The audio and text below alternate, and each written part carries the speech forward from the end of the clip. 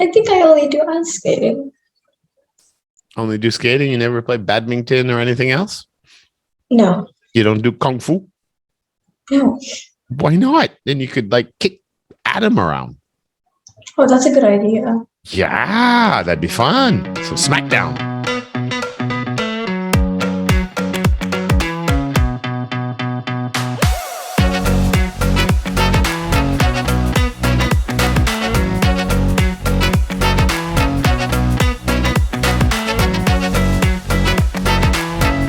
How's Jill today? Good? Are you sure? No. No. How can you say good and then say you're not sure? I'm nervous. What? Am I that scary? Sure. Sure. Oh, thank you. Thanks a lot. He's scary. They call me Grandpa here, and now you say I'm scary. Unbelievable. Unbelievable. All right. We already did one test last time, and you were nervous then too, remember? Yes. So no nervous today. Cannot. You just got to have some fun. Just relax, answer some questions, read a little story. By the way, what are you going to read about? You're going to read about classrooms around the world, or you're going to read about perfect or real with all the fake Photoshop pictures? I think classrooms around the world. Everybody picked that one. I wonder why. I wonder what the psychology of you students have. Did you get your little handout or the little memo we sent you about some questions before? Yes. Okay. Because now, well, actually, from now on, once the students get to interest 21, we're going to start changing the format of the testing to create more conversation, of course. So we're going to introduce part 1 of this 3-part testing system. So we'll do part 1, which is social interaction. It's just going to be the basic questions about YouTube and outdoor activities. And then we'll go right back to what we did last time. We'll read about the classrooms, and then I'll ask comprehension questions, and that'll be it for today. But next test, 29, we will add part 2. So there'll be part 1, part 2, and part 3 for us will be the reading that we normally do. All right.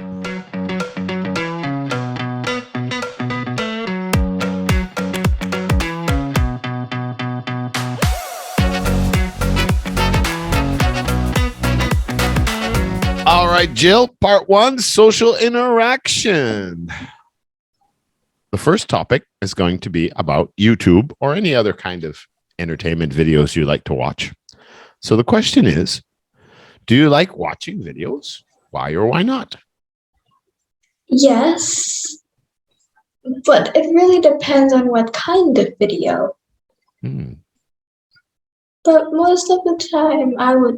Wait, what am I saying? I think I like it because it keeps me distracted, or I could say entertained. Better to say entertained. Doesn't sound good if you say I want to be distracted. Usually that's a bad thing. All right. So question 2 leads into, what kinds of videos do you like to watch? I like to watch videos about cooking or sports, and sometimes maybe blogs. Blogs. Is that what you said? Blogs? Sorry, cooking, sports, and? Vlogs. Vlogs. Okay, sorry. I was going to say, because blogs is usually writing, yeah? Vlogs, video, okay. Yeah. All right. So what benefits do you get from watching cooking shows and sports? What do you get from all that? Why do you like watching those? Don't really know. It's distracting. A bit. Well, what kind of cook shows do you like watching? Do you have any favorite YouTubers for cooking? Um, Not really. I just go cooking videos and I just see what's there and I just click on it. Okay. So do you ever try to make some of those dishes at home? Sometimes, but most of the time I'm like, should I do it or should I not? Hmm. So the ones you've tried, what have you tried? It was something like with sweet and sour chicken, and then that, there was like a pizza bread. Mm.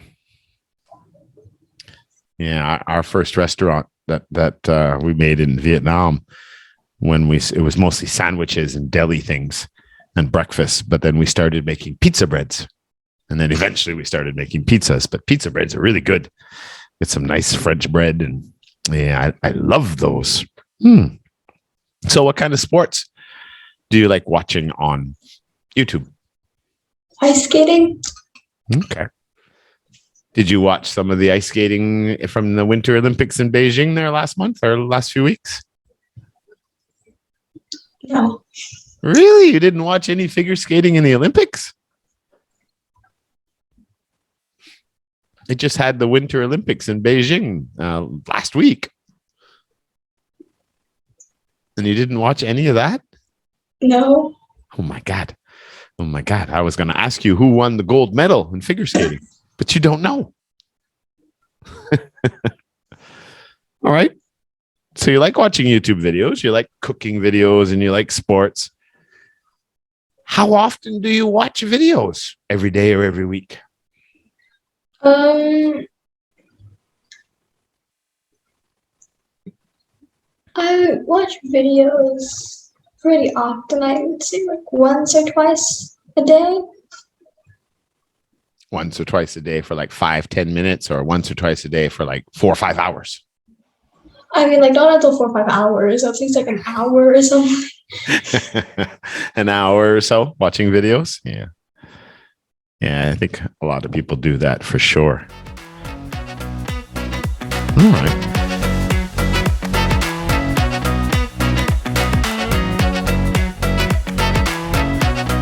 So, topic 2 was about outdoor activities.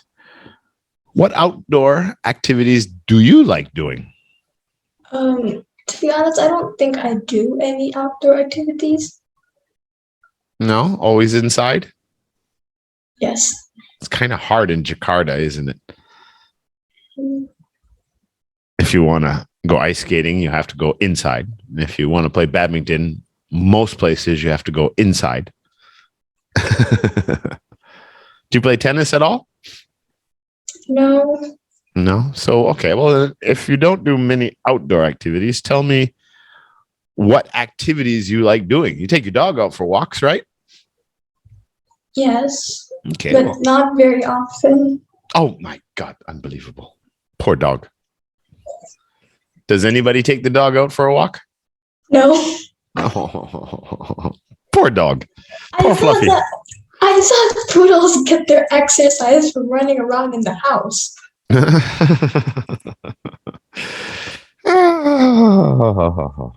All right.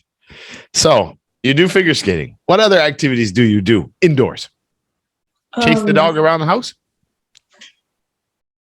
That's what my brother does. Uh,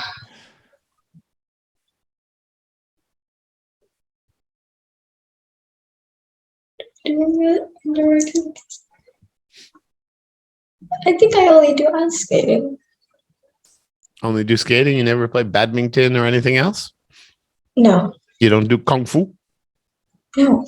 Why not? Then you could like kick Adam around. Oh, that's a good idea. Yeah, that'd be fun. Some smackdown.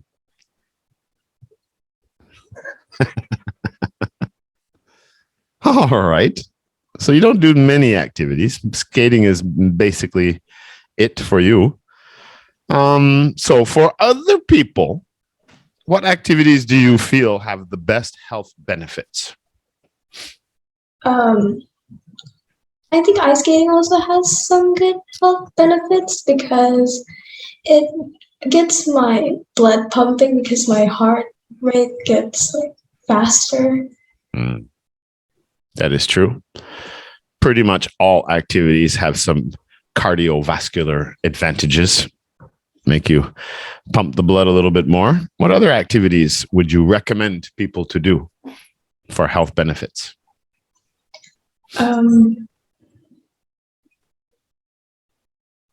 What do you think are good healthy activities that people should do or should do more of? Especially when you live in a big city like Jakarta. Swimming? Yeah, swimming's a good one. That's a really good one. That some people believe, and I do. I think it's one of the best health activity. Healthy. It's one of the most healthiest activities you can do because you use every part of your body. Even when you start going like this and swimming, you don't usually walk down the street going like this.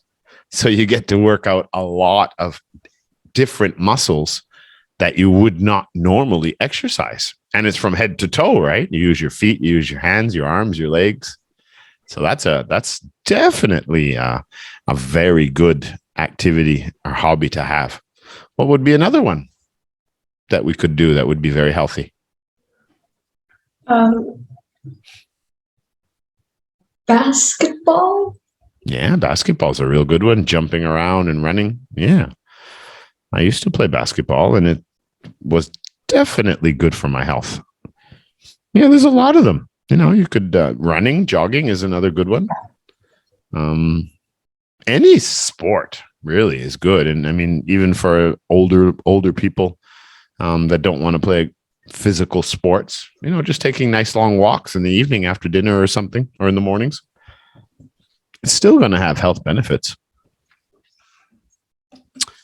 All right, young Jill, I know you grew up in Jakarta, and I know Jakarta very, very well. But let's imagine you finished your school now, and now you're into your career. What would be the perfect place or environment for you to live in? What would you like to see in the future? Where would you like to be? I would probably stay in Jakarta. Mm-hmm. And what reasons? Why would you choose Jakarta over the countryside or maybe even another country or the seashore or something like that? What advantages do you have in Jakarta? Wait. I'm waiting. I had something and it was like, no. Well, it could just be the conveniences as well. But I mean, what is it that you like best about Jakarta? Because that's kind of the reason why you would stay there. I mean, besides the fact that your family is there and your friends are there, and that's often one of the reasons why we stay where we are. We kind of have a comfort zone, right? We get used to, we know the place and we know the people, and so we're comfortable there. But I guess the best way to answer a question like this in future tests is if you choose that you want to stay in a big city like that, the reasons should be along the lines of the things you like to do in the city. And that's why you kind of want to stay, right? Because that's what these tests are about. It's about being able to to make a clear answer, to answer the question clearly, but also to support that reason. Right. And it doesn't have to be the truth. You can lie, because if you're doing an IELTS test, for example, the examiner doesn't know you and doesn't care what your activities or reasons are. They just want to make sure that you can communicate well. That's what the test is all about. How do you communicate? How do you explain yourself? So in a question like that, I would express some of the reasons why this would be the best environment. The reasons I would use are the things you like to do. So what are some of the things you like about Jakarta and you like doing in Jakarta? Is it shopping? Is it just the restaurants, hanging out with your friends? What is it you really enjoy? in Jakarta? Fighting with Adam? That's one. There's one. All right. What else do you like doing?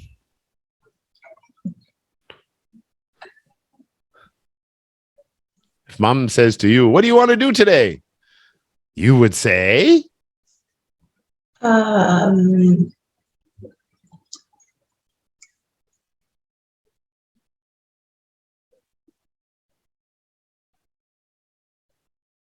Jill, what would you like to do today?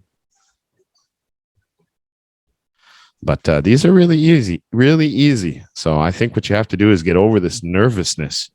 And maybe what you should do is pre-write down some of the answers before the test. So that way, when you do the test, you can practice getting them out. All right. So we're going to go to our reading now. So let's read about classrooms. That'll be our part 2 today.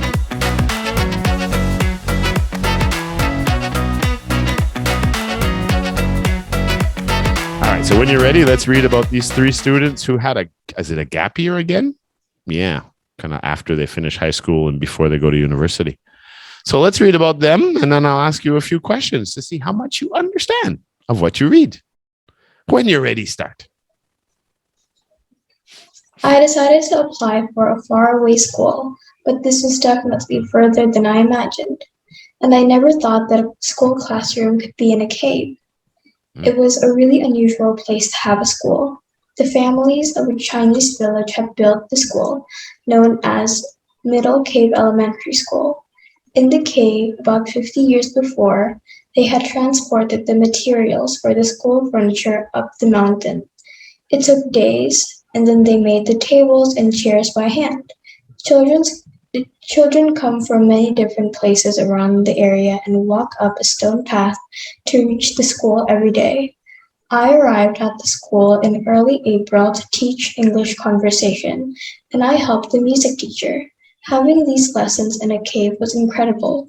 Because of the sound produced inside caves, the classroom made music by itself. Yeah, imagine Carter. it would. Mm-hmm. I wasn't sure what to do in the summer after I left school, and before I went to university. I was looking for ideas, and then I found out by accident about the teaching program for Fiji. I was able to apply because I had experience of working with children before. So I went to the Fijian island of Nakula for 3 months. Our classroom was fairly ordinary with desks and a blackboard. There were hardly any computers, but the walls were covered with colorful pictures and writing. Mostly in English, I spent an amazing 3 weeks at the school helping the class teacher. The teacher had the most beautiful wooden desk that her father had made for her by hand to celebrate her first job. It was a very different school to the one that I had attended back home. I thought that the children all worked really hard and they mostly did well. Jade. I had a very special experience when I went to the school in Cuba a few years ago. 3 years earlier, the parents and teachers had built several outdoor classrooms for the summer terms. They had spent a lot of time talking about the design of the classrooms, and eventually they decided to have lots of different classroom areas. There was a classroom in the vegetable garden, there was another one surrounded by trees, and there was even a classroom in a rose garden. Although there were a couple of sunflowers that someone had planted by mistake. The parents had put a lot of effort into making their children learning a good experience. I think the children enjoyed it because they didn't feel as if they were in a classroom. However, I was teaching math and I found I missed having a whiteboard. All right, then. So let's, like I said, the reading, your pronunciation and fluency is very, very strong. We got to make sure that you understand everything you're saying, and we got to get you to stop being so nervous so that you can relax, and then you'll be a lot more fluent that way in spoken English. All right. So the first question is going to be, which classroom was created by parents and teachers? The classroom was great. Yeah. So what exactly did they create? This school, Yeah, the parents and the teachers. What actually did they do? What did they do differently to create these classrooms, different from, say, your school or most schools? they built the classrooms outdoor. Exactly. That's the best answer. They built them outdoors. Yeah. In rose gardens, and some around the trees, and some in the vegetable garden. Yeah. Now, which classroom was built by local people half a century ago? Middle Cave Elementary School. Yeah, where's that?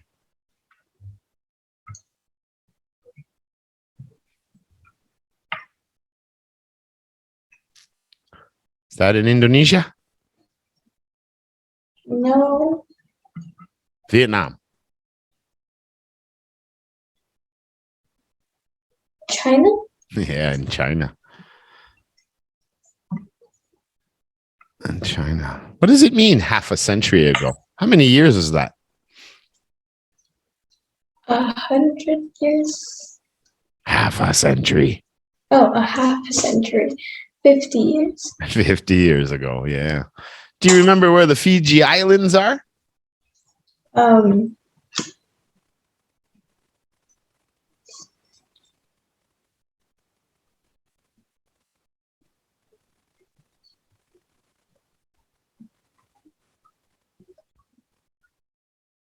Nakula? Nakula is one of the islands in the Fiji Islands. So I'm not sure if Fiji must be its own country, or I'm not sure how that really works with those islands. But Fiji Islands is a group of islands, not just one. But do you remember where they were? Whether they were in the Pacific Ocean or Atlantic Ocean or Indian Ocean. Do you remember where these islands were? No. No. Yeah, Pacific Island.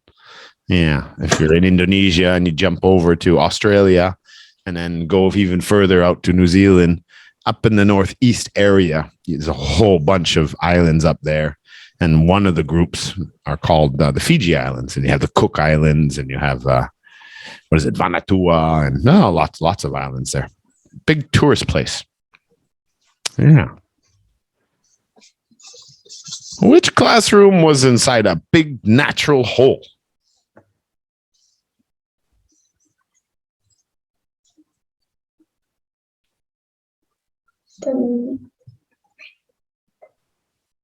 The Middle Cave Elementary School. Yeah, because a cave is, unless it's man-made, but then that would be more like a tunnel, or maybe a mining shaft or something like that. But if it's natural, yeah, it's just a cave. Most caves are naturally made, natural holes in a mountain or in the ground. Yeah. Yeah.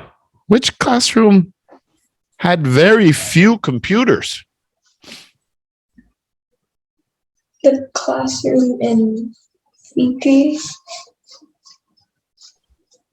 Yeah. Do you think the classrooms in Cuba and China had a lot of computers?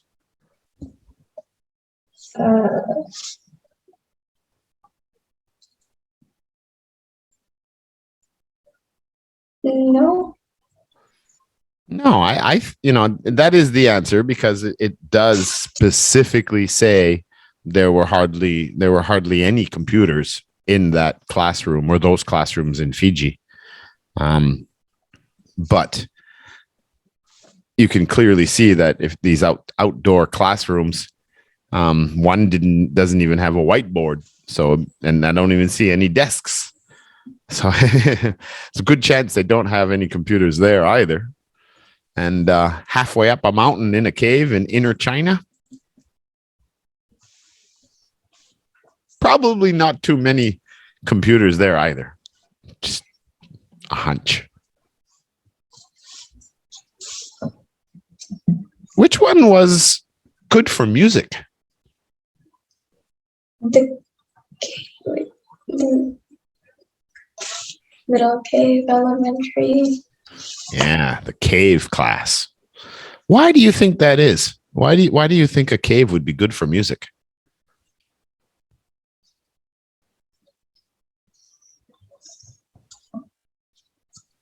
Did you ever sing in the shower? No, I know that my parents will hear me and it'll just be awkward. Your friends will hear you when you take a shower at home? My parents. Oh, parents. Yeah. Do you know why? No. Okay, no problem. That's why we go to school, to learn. And I don't know what the actual terminology would be to describe this, but basically it's the acoustics. The sound bounces different and it sounds better and it changes the tone in the music. One teacher had a very challenging time trying to teach. Which teacher was that, and why was it challenging? The school in Cuba, because there wasn't a whiteboard. That's exactly right. Do you remember where Cuba is? Or did you miss that class?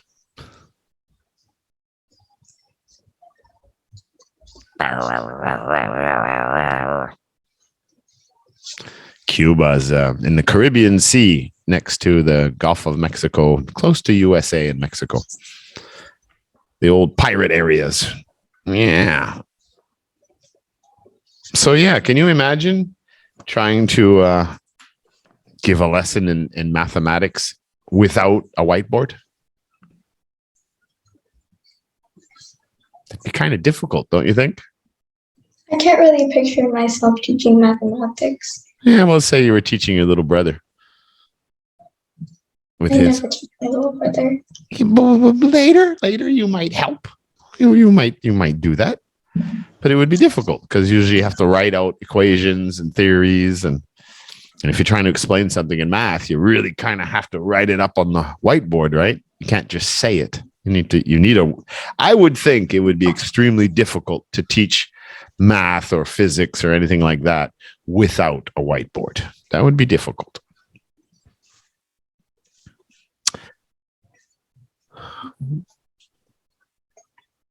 Which teacher had a gift made by a relative? What was the gift and who was the relative? The teacher in the school in Fiji. Mm. The gift was a wooden table, and the relative was her grandpa. That's right. So it was more than a wooden table. What exactly was it and why was it special?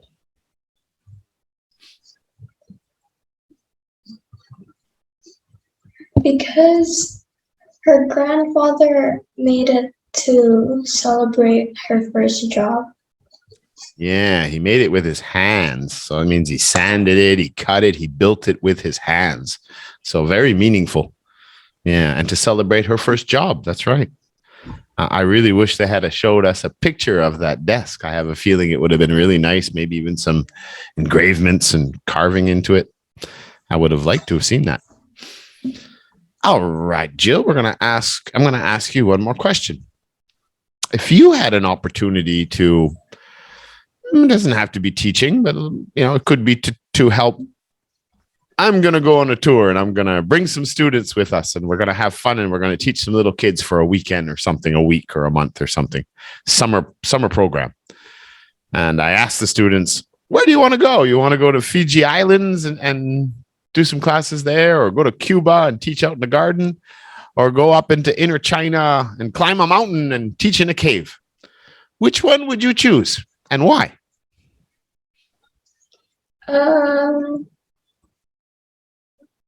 I would say the one in the cave,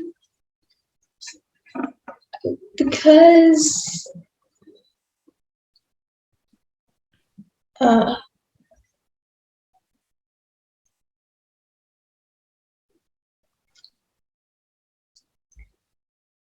it seems like an interesting place. I would say so. Yeah, that would be really kind of cool. Sitting in a classroom in a cave and looking outside. I agree. And so did all the other students. Everybody picked the cave. That just seems like a very unusual classroom. Yeah. I don't know where it is, though. It doesn't tell us where. But I guess if I Googled Middle Cave Elementary School, I'm sure it would be all over Google and we could probably find it quite easily. But nonetheless, we are done interest 28 and we will start interest 29 next Friday. So I'll see you next week. Bye, Jill. Bye.